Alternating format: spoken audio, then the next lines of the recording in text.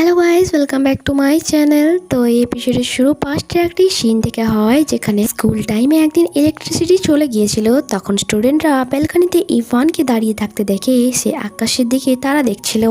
সবাই তো তাকে অনেক বেশি ভয় পেয়ে গিয়েছিল, কারণ অন্ধকারে এভাবে তার খোলা চুল দেখে সবাই তাকে ভূত ভেবে বসেছিল।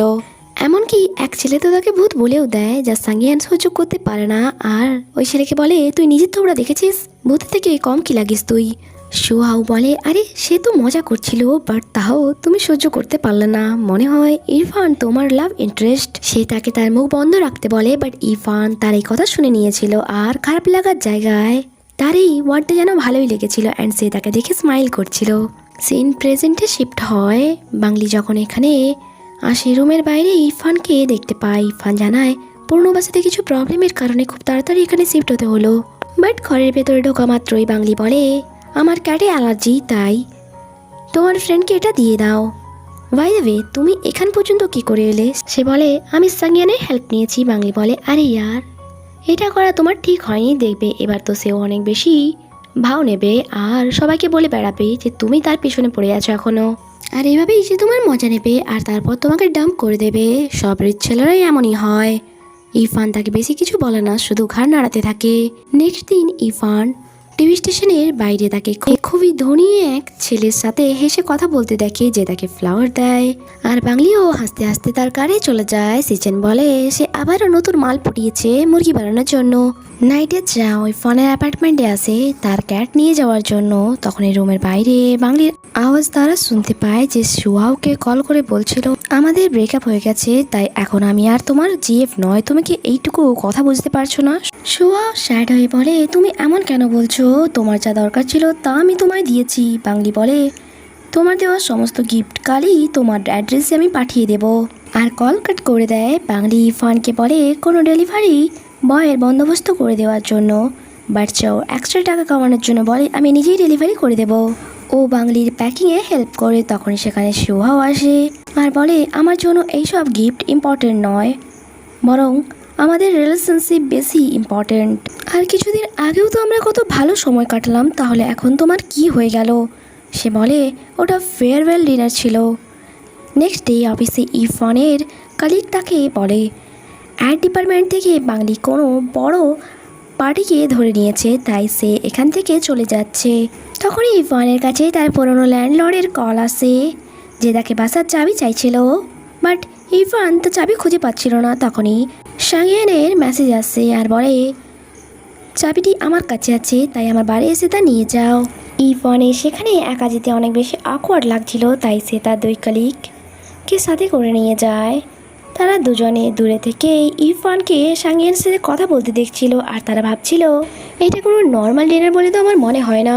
ইরফান সাঙ্গিয়ানকে চাবি ও ওই দিন তার এত হেল্প করার বদলে ট্রিট দেওয়ার কথা বলে। সাঙ্গিয়ান বলে, যতক্ষণ না হ্যাঁ বলি তুমি চুপ হবে না। তা বলো, কবে ও কোথায় যেতে হবে? তখনই সাঙ্গিয়ানের কাছে কল আসে। তাকে জানানো হয় সে যেই বিল্ডিংয়ে থাকে সেখানে নাকি আগুন লেগে গিয়েছে। অ্যাকচুয়ালি নিচের বিল্ডিংয়ের লোকেরা চার্জ দিয়েছিল, আর শর্ট সার্কিট লাগার কারণে এই আগুনটি লেগে গিয়েছে, যা 8 ফ্লোর থেকে 9 ফ্লোর পর্যন্ত ছড়িয়ে পড়েছে।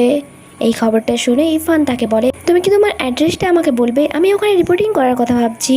তখনই সুপারভাইজারের কল আসে আর সেখানেই তাকে যেতে বলে। যেহেতু তারা সেখানেই যাচ্ছিল, তাই তারা সাঙ্গিয়ানকেও সাথে করে নিয়ে যায়। সেখানে পৌঁছে তারা রেস্টুরেন্টে ইন্টারভিউ নেয়। তারা জিজ্ঞাসা করে আগুন কি করে লাগলো। রেস্টুরেন্ট জানায় 8th ফ্লোরের লোকেরা কিছু চার্জিংয়ে বসিয়েছিল, আর শর্ট সার্কিট থেকেই এই আগুনটি লেগেছে। আগুন এত তীব্র ছিল যে তা 9th ফ্লোর পর্যন্ত ছড়িয়ে পড়েছে। চিয়ান সাঙ্গিয়ানকে বলে, আপনার জন্য সত্যি খারাপ লাগছে। আপনি চাইলে কিছু বলতে পারেন, যাতে ইন্স্যুরেন্স কোম্পানিতে ক্লেম করতে আমরা আপনার হেল্প করতে পারি। সাঙ্গিয়ান বলে, তার কোনো দরকার নেই, এমনিতেও আমার বাসাতে ইম্পর্টেন্ট কিছু ছিল না। তারা বলে, ওকে, তো আপনি কি পাবলিকদের এই ব্যাপারে কিছু বলতে চান, বা আপনি আপনার তরফ থেকে কিছু বলতে চান? এখানে সাঙ্গিয়ান ইরফানের দিকে তাকিয়ে বলে, আমি ভালো আছি, আশা করি তুমিও ভালো আছো। এটা সেই মেসেজের রিপ্লাই ছিল যা নিউ ইয়ারের দিন ইরফান তাকে করেছিল। অফিসে ফিরেও ইরফান বারবার সাঙ্গিয়ানেরও ইন্টারভিউ দেখে যাচ্ছিল আর ভাবছিল সে কি এটা তাকে বলেছে। তার কলিগরা বলে, তোমার ক্লাসমেট তো কত বেশি শান্ত, এত বড় দুর্ঘটনার পরেও তাকে কত শান্ত দেখাচ্ছিল। আর এক কলিগ বলে, কিছু কিছু মানুষ বাইরে থেকে যেমন দেখতে হয় ভেতর থেকে একদমই তেমন হয় না। নেক্সট ডে বাংলি বলে সে টিভি স্টেশনের জব ছেড়ে দেবে, কারণ এখানে কাজ বেশি আর স্যালারি খুবই কম। তার কাজিন তার জন্য কোনো ভালো জব খুঁজেছে, তাই সে এখান থেকে চলে যাবে, কারণ তার কাজের লোকেশন এখান থেকে অনেকটাই দূরে। যা শুনে ইরফানের তো হেডেক শুরু হয়ে যায়, কারণ বাংলি যদি এখান থেকে চলে যায় তাহলে তাকে এই বাসের ভাড়া একাই পে করতে হবে, আর যা তার দ্বারা অ্যাফোর্ড করা সম্ভব ছিল না। বাংলি বলে, ডোন্ট ওয়ারি, আমি অ্যাডভান্স টাকা ফিরিয়ে নেব না, আর তাই এই মাসের রেন্টও তোমাকে পে করতে হবে না। আর তুমি চিন্তা করো না, আমি খুব তাড়াতাড়ি কোনো রুমমেট খুঁজে দেবো, আর তাও আবার ফিমেল। আর তাকে রুম দেওয়ার আগে তোমার থেকে পারমিশন নেব। যা শুনে ইরফান একটু নিশ্চিন্ত হয়। এরপর ইরফান তার পুরনো ল্যান্ডলর্ডের রেন্টাল হাউসে যায়, যেখানে তাকে ওই লেডি কথা শুনিয়ে বলে, একটা সামান্য ব্যাপারের জন্য এত বড় সিক্রেট করার কি দরকার ছিল? এখন শুধুমাত্র তোমার জন্য আমি কোনো নতুন ভাড়াটিও পাচ্ছি না। নতুন বছরে নতুন ভাড়াটিও পাওয়া কত মুশকিল, তা তো তুমি ভালো করে জানো। এই সব কিছু তোমার দোষ। ইরফান বলে, পুলিশের কাছে প্রমাণ আছে। আমিও ওই সময় চুপ করেছিলাম, নয়তো আপনার এই জায়গাটাও নিউজে দেখাতো। যা শুনে ওই ওনারের তো মুখই বন্ধ হয়ে যায়। তারপর ইরফান বাসায় ফিরে এলে দরজা খোলা দেখে, ভয় ভয়ে সে ভেতরে যায়, আর সেখানে কারো ছায়া দেখতে পায়। সে এত বেশি ঘাবড়ে যায় যে সে পুলিশকে কল করে অ্যান্ড আশেপাশে নেবারদের দরজা নক করা শুরু করে দেয়। তার আওয়াজ শুনে সাঙ্গিয়ান বাইরে আসে, আর তাকে দেখে সে পুলিশকে বলে, সরি, অ্যাকচুয়ালি আমি মিসআন্ডারস্ট্যান্ডিং হয়ে গিয়েছিল, আমি কাউকে চোর ভেবে বসেছিলাম। সাঙ্গিয়ান তাকে জিজ্ঞাসা করে, তুমি এখানে কি করছো? সেও তাকে একই কোশ্চেন করে। তারপর ইরফান বাংলিকে কল করে আর জিজ্ঞাসা করে, তুমি কি সাঙ্গিয়ানকে রুম দিয়েছো? সে বলে, হ্যাঁ ইয়ার, কি করতাম, এত কম সময়ে কোনো বিশ্বস্ত ভাড়াটিয়া পাচ্ছিলাম না আমি। এদিকে সাঙ্গিয়ান সুহাওকে কল করে বকা দিচ্ছিল। সুহাও বলে, আরে ইয়ার, আমি তো তোমার হেল্প করলাম, তোমার তো আমাকে থ্যাঙ্কস বলা দরকার। তুমি তো বলেছিলে ওই প্লেসের আশেপাশে তোমার থাকার জায়গা চাই, আর দেখো আমি তো ডাইরেক্ট তোমার পছন্দের মানুষের সাথে যাতে তুমি থাকতে পারো সেই সুযোগটাই করে দিলাম।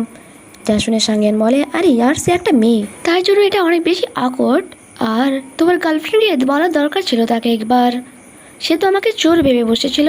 এদিকে ইরফান বাংলিকে বলছিল, বাট তুমি তো আমায় বলেছিলে তুমি আমায় এক ফিমেল রুমমেট খুঁজে দেবে। বাট বাংলি বলে, অনেক রাত হয়ে গিয়েছে আর আমার ঘুমো পাচ্ছে, তাই এই ব্যাপারে আমরা কাল কথা বলবো, আর কল কাট করে দেয়। এরপর ইরফান সাঙ্গিয়ার কাছে এসে বলে, মনে হচ্ছে নিশ্চয়ই কোনো মিসআন্ডারস্ট্যান্ডিং হয়েছে, তাই প্লিজ আজকের রাতটাকে তুমি হোটেলে কাটাতে পারবে, আমি তোমার জন্য রুম বুক করে দিচ্ছি। সাঙ্গিয়ান বলে, যদি এতই টাকা থাকে তাহলে তুমি চলে যাও না, রুম শেয়ার করার কি দরকার। ইরফান বলে, এমনিতেও আমি দেরি করে বাসায় ফিরি, তাই তুমি বিরক্ত ফিল করবে। সে বলে, আমার কাছে কোনো অপশন নেই, কারণ এমনিতেও আমার বার ভালো চলছে না, তারপর আমার বাসা ঠিক করার জন্য টাকাও খরচ হচ্ছে, আর তুমি যেদিন লেট করে বাসায় ফিরবে চুপচাপ নিজের রুমে চলে যেও, আমি চেঁচামেচি পছন্দ করি না। যখন সে আর কোনো বাহানা পায় না তখন সে তার বিড়ালের বাহানা দেয় যে তুমি তো বিড়ালও পছন্দ করো না, আর আমার বিড়াল খুব আওয়াজও করে। সে বলে, হ্যাঁ পছন্দ নয়, বাট তোমার অ্যাটিটিউড আগের থেকে অনেক চেঞ্জ হয়ে গিয়েছে, তুমি কি ভেবেছো আমি আগের মতো এখনও তোমাকে লাইন মারবো? ইরফান বলে, না তুমি ভুল বুঝছো। সাঙ্গিয়ান বলে, তাহলে ওয়েল এসব ছাড়ো, আমি আমার সমস্ত জিনিস এখানে শিফট করে নিয়েছি, তাই আমাকে এই 3 মাসের সময় দাও, তারপরে আমি এখান থেকে চলে যাব, আর এই 3 মাসে তুমি আমার ক্লোজ আসার চেষ্টা করবে না। ইরফানও তাকে এই ব্যাপারে আর কিছু বলে না, আর সেটা বলে, ঠিক আছে তাহলে তুমি আজ আমার সাথেই শুয়ে পড়ো।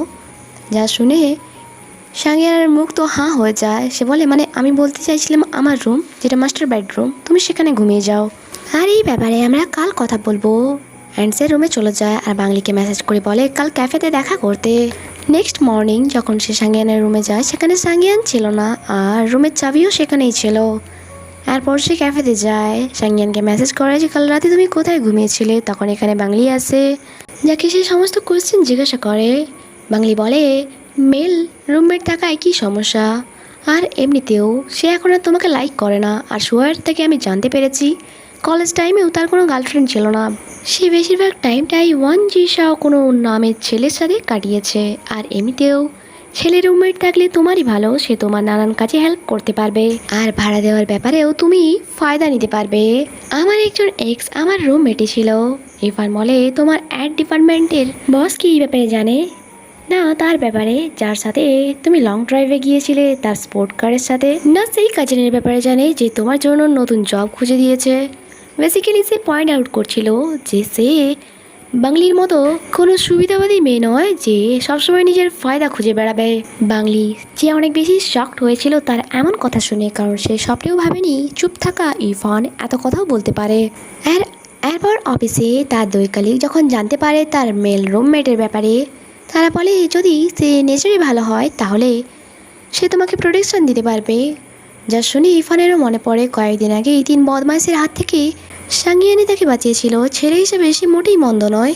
আর সে তাকে জিজ্ঞাসা করে তাহলে আজ আমরা কোথায় দেখা করছি, আর এখানে এই এপিসোডই শেষ হয়।